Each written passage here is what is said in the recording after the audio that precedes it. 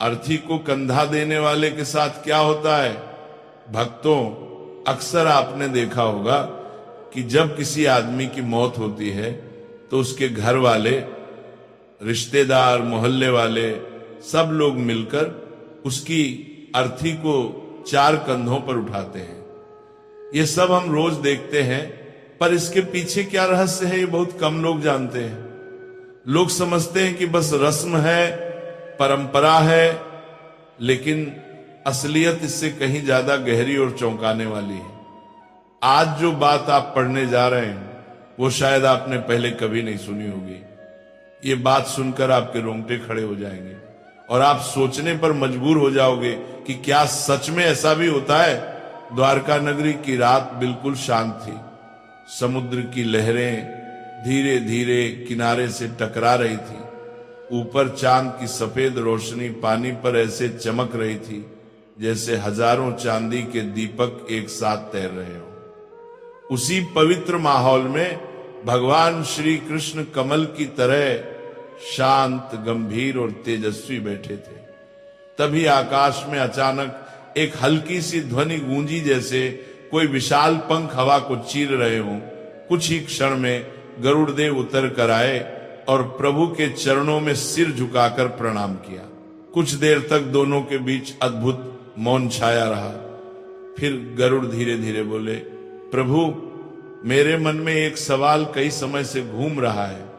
यह सवाल मृत्यु, आत्मा और अंतिम यात्रा से जुड़ा हुआ है। आज कृपा करके इस रहस्य को खोल दीजिए। भगवान श्री कृष्ण के चेहरे पर मुस्कान उभर आई। उनकी आंखों में अपार करुणा, दया और ज्ञान की गहराई चमक रही थी। वे बोले, गरुड़, तुम्हारे सवाल हमेशा संसार के कल्याण के लिए होते हैं। पूछो, क्या जानना चाहते हो? गरुड़ ने झुककर विनम्रता से कहा, प्रभु, मैंने कई बार देखा है कि जब किसी मनुष्य की अर्थी उठती है, जब लोग 4 कंधों पर शव को उठाकर शमशान ले जाते हैं, उस समय आत्मा जैसे उन लोगों को देखती है। कभी कभी ऐसा लगता है कि आत्मा हर कंधा देने वाले को किसी अदृश्य तरीके से परख रही हो। मुझे समझ नहीं आता कि ऐसा क्यों होता है। क्या यह सिर्फ परंपरा है या इसके पीछे कोई बड़ा दिव्य रहस्य छिपा है? भगवान श्री कृष्ण ने हल्का सा दीर्घ श्वास लिया, मानो पूरा ब्रह्मांड उनकी सांसों के साथ चल रहा हो। फिर वे बोले, गरुड़, मृत्यु कोई साधारण बात नहीं है। ये वह दरवाजा है जहां से इंसान एक जीवन पूरा करके अगले सफर में प्रवेश करता है। जब अर्थी उठती है तो सिर्फ एक शरीर नहीं उठाया जाता, उस इंसान का पूरा जीवन उठाया जाता है। उसके अच्छे कर्म, बुरे कर्म, उसके अधूरे सपने, दुख दर्द, खुशियां, सब कुछ। फिर उन्होंने कहा, जब शरीर को घर से बाहर ले जाया जाता है तब आत्मा तुरंत नहीं जाती। वह कुछ समय तक वहीं रहती है, अपने पुराने शरीर को देखती है, अपने परिवार को देखती है और सबसे महत्वपूर्ण, वह उन लोगों को देखती है जो उसे कंधा देते हैं।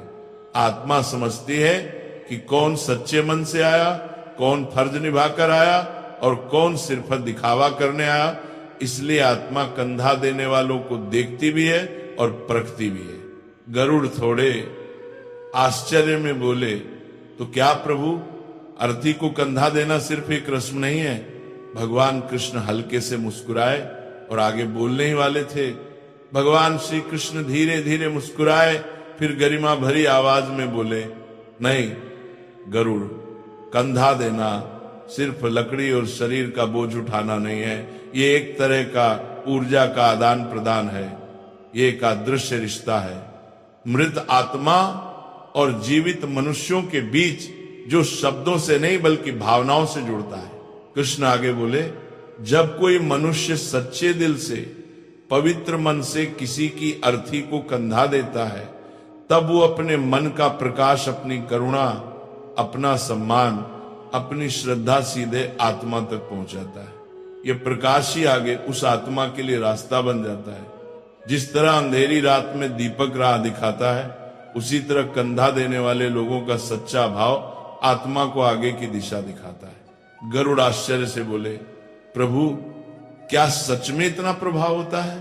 कृष्ण मुस्कुराए गरुड़ पुराण में लिखा है कि जिसने निस्वार्थ भाव से किसी को कंधा दिया उसने 100 यज्ञों के बराबर पुण्य कमा लिया, क्योंकि ये काम सिर्फ शरीर से नहीं दिल से होता है। ये किसी को विदाई नहीं बल्कि उसके अगले जन्म की ओर एक उजाला देने जैसा है। कुछ देर तक वातावरण शांत रहा, गरुड़ गहरी सोच में डूब गए।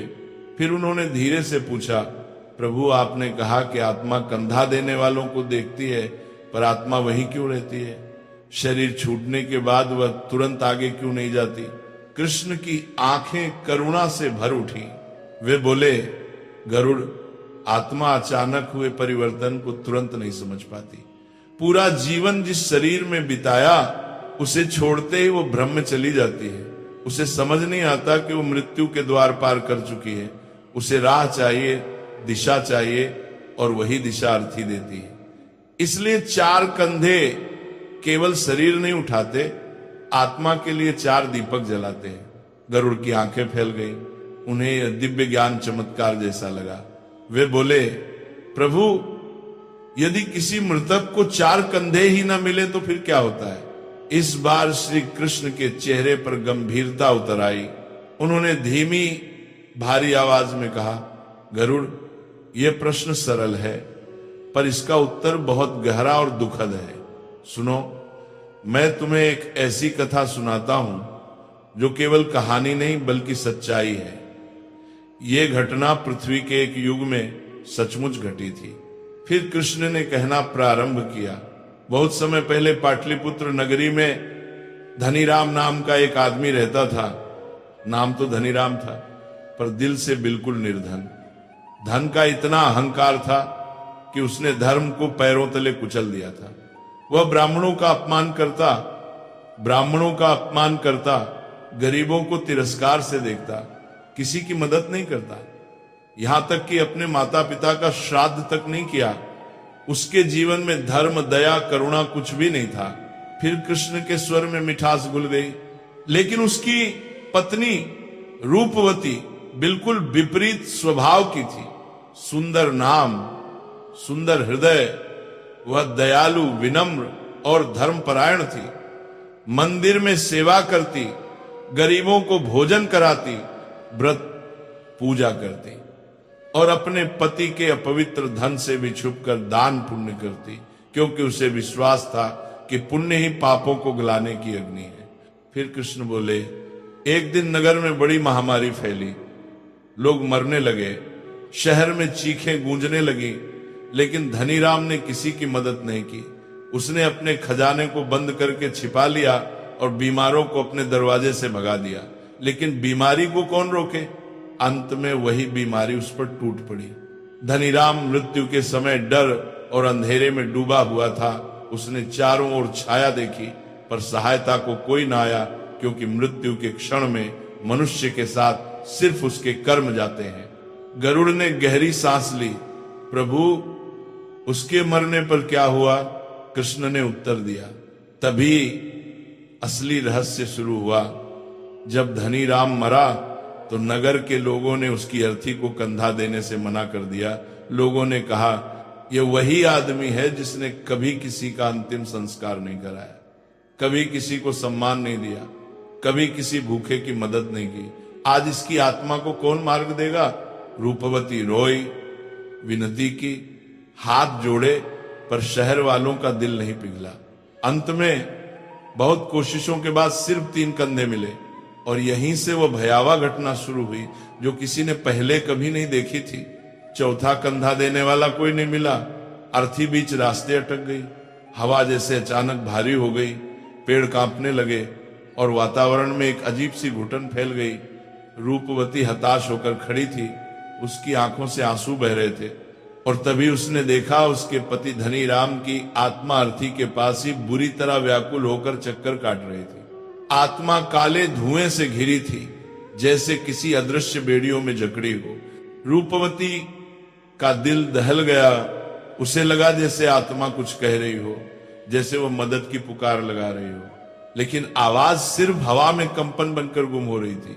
गरुड़ घबरा गए और बोले, प्रभु क्या ऐसा सच में होता है?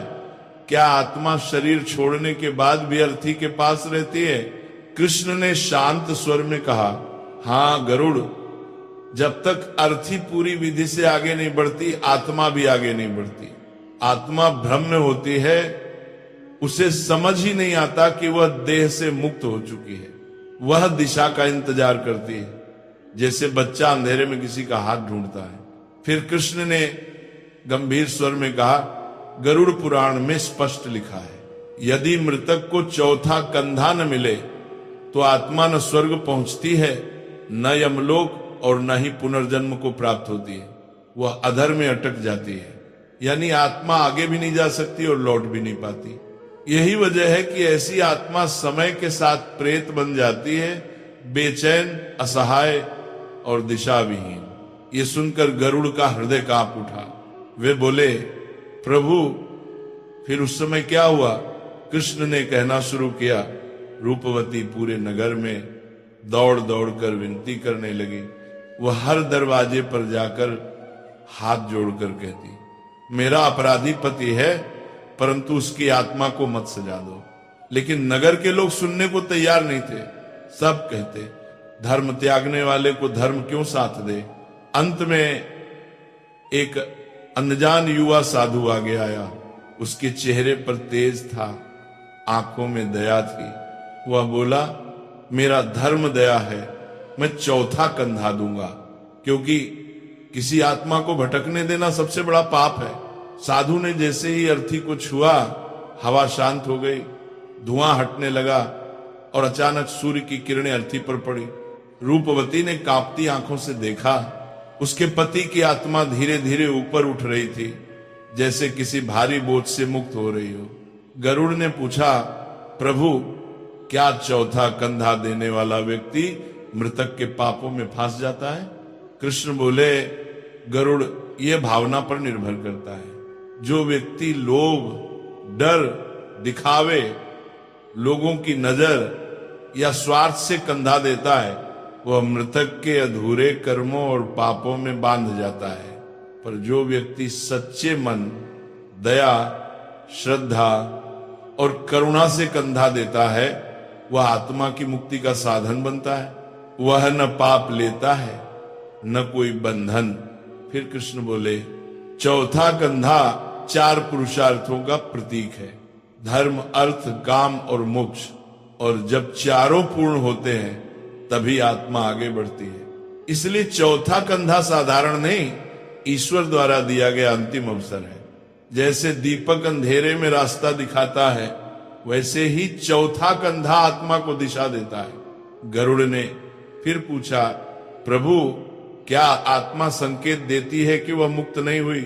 कृष्ण ने कहा, हाँ गरुड़, जब आत्मा बंधन में होती है तब संकेत मिलते हैं। अचानक तेज बारिश, अग्नि का बार बार बुझ जाना, अर्थी का गिर जाना, कंधा देने वाला बेहोश हो जाना, दाह संस्कार में बाधाएं आना, ये सब संकेत है कि आत्मा अभी मुक्त नहीं हुई।